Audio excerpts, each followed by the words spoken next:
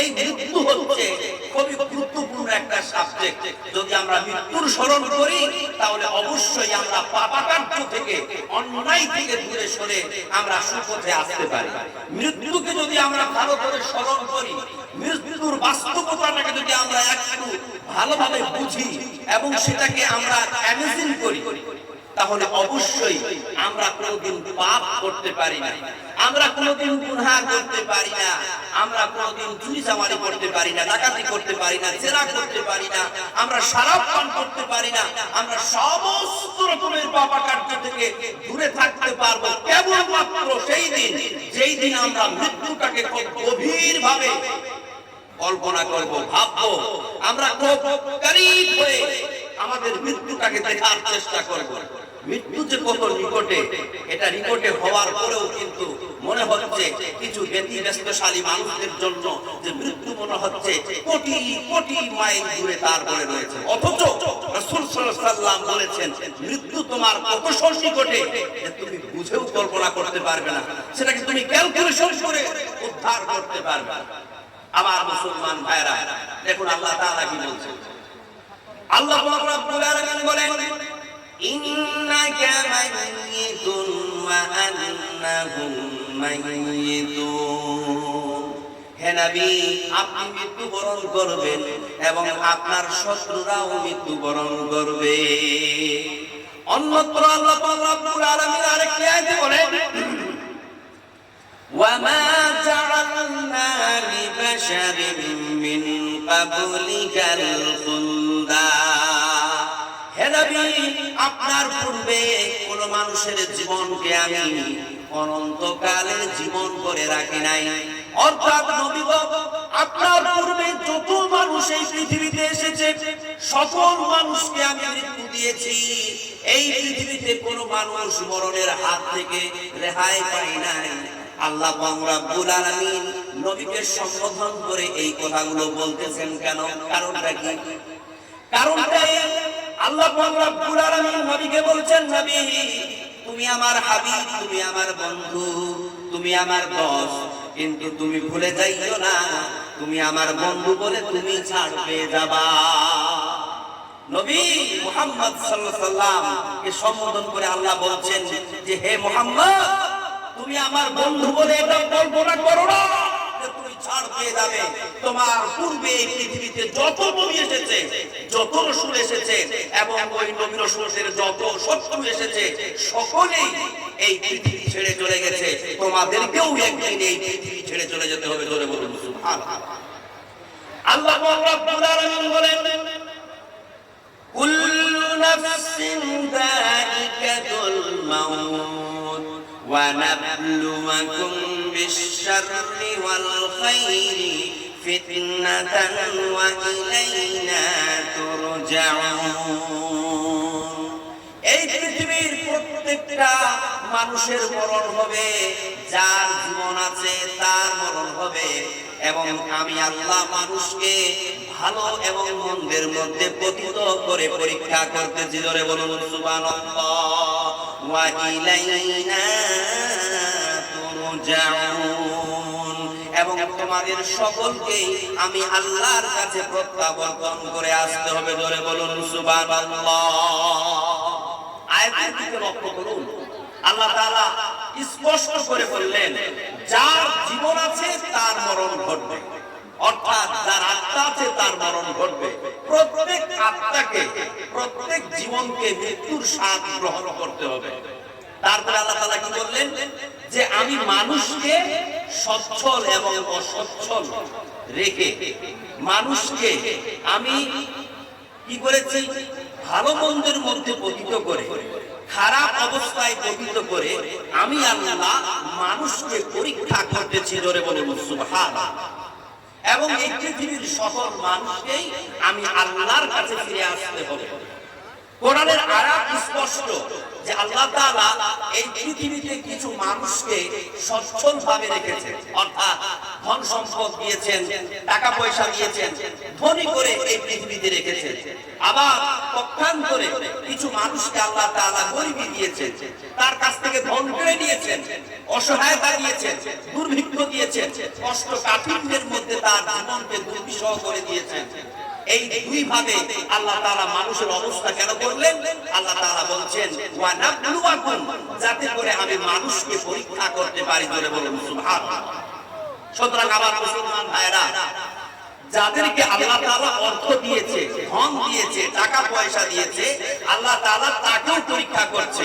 আর আল্লাহ তাআলা যাকে ধন দেয় নাই, টাকা পয়সা দেয় নাই, গরিব করে সৃষ্টি করে পাঠিয়েছে পৃথিবীতে, আল্লাহ তাআলা তাকেও পরীক্ষা করতেছে। জোরে বলুন সুবহানাল্লাহ।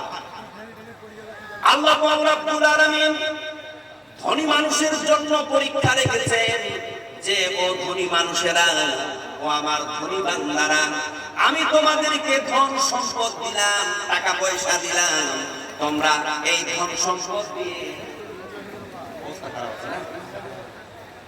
যাই হোক, আল্লাহ পাক আমাদের মাহফুজ করুক। কি নিয়ন্ত্রণ হবে?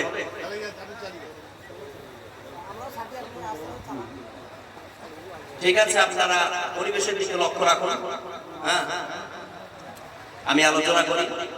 আল্লাহ তাআলা মানুষকে ধন দিলেন, ধন দেওয়ার মাধ্যম দিয়ে আল্লাহ তাআলা ধনী ব্যক্তিদের পরীক্ষা করেন। আর আল্লাহ তাআলা যাদেরকে ধন দিলেন না, গরিব করলেন, তাকে গরিব করে আল্লাহ তাআলা পরীক্ষা করতেছেন। ধনী মানুষের জন্য পরীক্ষা হলো কি, যে আল্লাহ তাআলা যাকে ধন দিলেন, ওর কাজ হলো যে ধন সম্পদ পেয়ে সে যেন আল্লাহকে ভুলে না যায়, বরং ধন পাওয়ার পর ওই ধনকে সে আল্লাহর রাস্তায় উৎসর্গ করে আল্লাহর শুকরিয়া আদায় করবে। জোরে বলুন সুবহানাল্লাহ। যেমনটা আজকে আপনারা যারা ধনী সম্পদশালী মানুষ, এখানে পর্যাপ্ত পরিমাণে দান করলেন, ৫,০০০, ১০,০০০, ৫০,০০০ দান করে আল্লাহর রাস্তায় আপনারা ধনী হওয়ার আল্লাহর কাছে শুকরিয়া আদায় করলেন।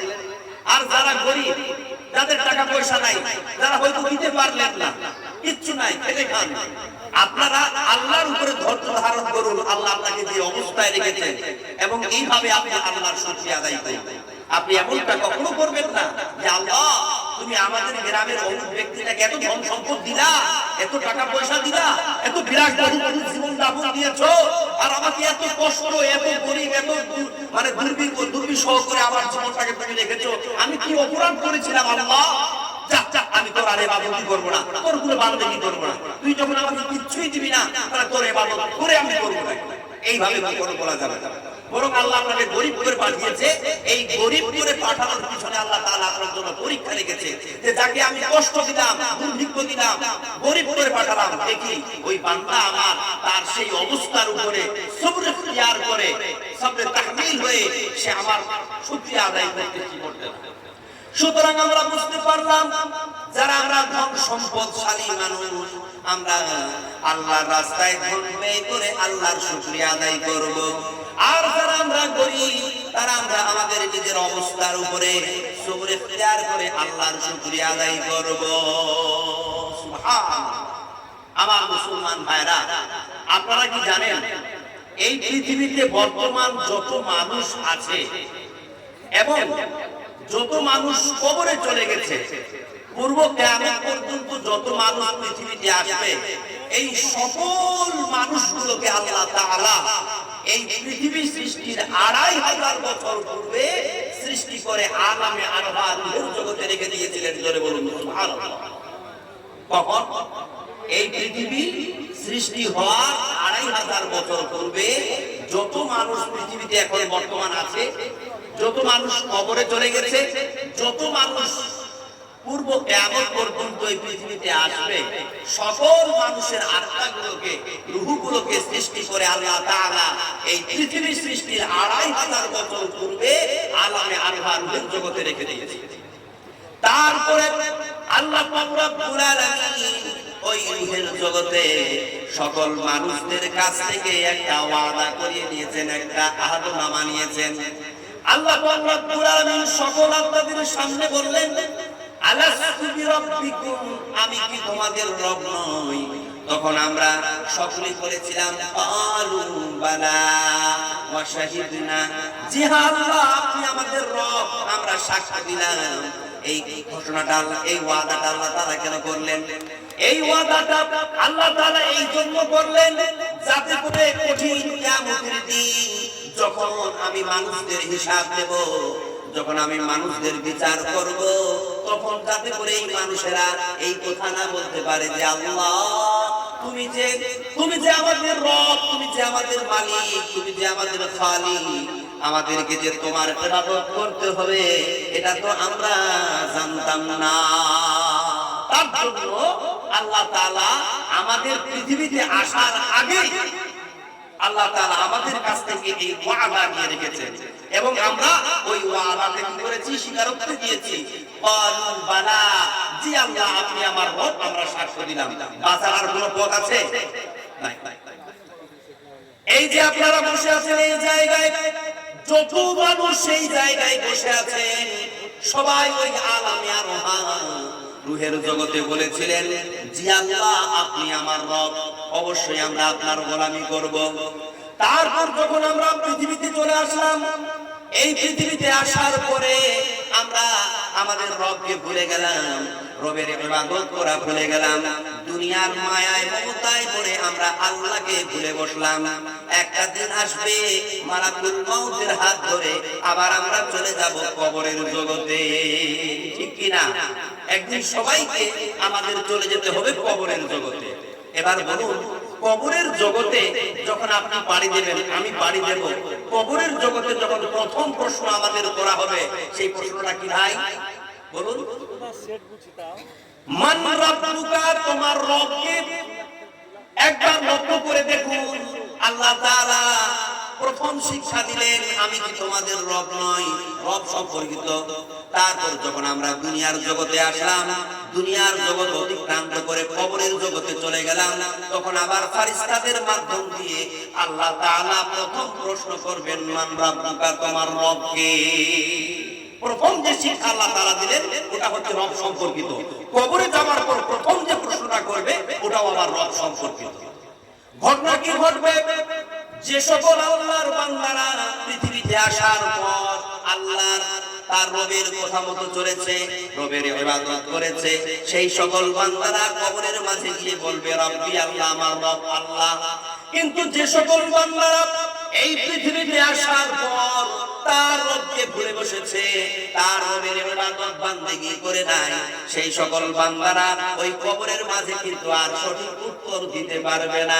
তারা যতই বড় শিক্ষিত হোক না কেন, যতই বড় আলিম হোক না কেন, যতই বড় গ্রামাটিক্যাল জানুক না কেন, সেই দিন কিন্তু ছোট্ট একটা বাক্য আর তার মুখ থেকে বের হবে না। সে তখন বলবে হা হা লা আদরি, হায় আফসোস আমি জানি না আমার রবকে। আমার মুসলমান ভাইরা, সুতরাং সাবধান থাকবেন, হুঁশিয়ার থাকবেন। এই দুনিয়ার জীবনটা খেল তামাশার নয়। আপনি যখন স্বীকারোক্তি দিয়ে এসেছেন এই পৃথিবীতে আসার আগে যে আল্লাহ আপনি আমার রব, অবশ্যই আমি আপনার গোলামি করব, আপনাকে আমি রব বলে স্বীকৃতি দিলাম। আর পৃথিবীতে এসে বেঈমান হয়ে যাবেন, রবকে ভুলে বসবেন, রবের ইবাদত করবেন না, যেই দিন আপনাকে এই দুনিয়া ছেড়ে চলে যেতে হবে কবরে, সেই দিন আবার একই প্রশ্ন করা হবে যে বলো মান রাব্বুকা, তোমার রব কে? দুনিয়াতে যদি আপনি আপনার রবের আদেশ পালন করে চলেন, রবের ইবাদত বান্দেগি করেন, অবশ্যই আপনি সঠিক উত্তর দিবেন রব্বি আল্লাহ, আমার রব আল্লাহ। যখন বান্দারা সঠিক উত্তর দিয়ে দেবে, গায়বী আওয়াজকারী আওয়াজ দিয়ে বলবে আমার এই বান্দা সঠিক উত্তর দিতে পেরেছে, সুতরাং এই বান্দার কবরটাকে তোমরা প্রশস্ত করে দাও, এই বান্দার কবরটাকে তোমরা জান্নাতের টুকরা বানিয়ে দাও, এই বান্দার কবরের দিকে তোমরা জান্নাতের একটা গেট খুলে দাও এবং তারা সেখানে জান্নাতি সুখ পেতে থাকবে। জোরে বলুন সুবহানাল্লাহ। কিন্তু পক্ষান্তরে যারা সঠিক উত্তর দিতে পারবে না, এই দুনিয়াতে তার রবকে ভুলে থাকার কারণে তার রবের ইবাদত না করার কারণে তারা যেই দিন ওই সেখানে বলতে পারবে না, বলবে হা হা লা আদরি, হায় আফসোস আমি জানি না আমার রবকে। তখন গায়বী আওয়াজকারী আওয়াজ দিয়ে বলবে, এই বান্দা আমার সঠিক উত্তর দিতে পারলো না, উত্তরই দিতে পারলো না, কারণ এই বান্দা পৃথিবীতে আমার গোলামি করে নাই, আমার ইবাদত করে নাই। সুতরাং এই বান্দার কবরটাকে তোমরা সংকীর্ণ করে দাও। ওই বান্দার কবরটাকে তখন এত সংকীর্ণ করে দেওয়া হবে, একদিকের পাথরের হাত অন্যদিকের পাথরের হাতের সঙ্গে মিশে যাবে। তারপরে বলা হবে, এই বান্দার কবরটাকে তোমরা জাহান্নামের টুকরা বানিয়ে দাও। এই বান্দার কবরের দিকে তোমরা জাহান্নামের একটা দরজা খুলে দাও, এদেরকে তোমরা জাহান্নামের পোশাক পরিয়ে দাও, জাহান্নামের বিছানা বিছিয়ে দাও। ওইখানে তারা হাত্তা তাকুমাস সাআ, যতক্ষণ না কিয়ামত সংঘটিত হবে, ওই জাহান্নামের শাস্তি তারা সেখানে পেতেই থাকবে। জোরে বলুন নাউযুবিল্লাহ। সুতরাং আমার মুসলমান ভাইরা, তাই আমি বারবার করে বলি যে আমাদেরকে এই পৃথিবী ছেড়ে কবরে চলে যেতে হবে। এই পৃথিবীতে আমরা এখন বর্তমান বিচরণশীল।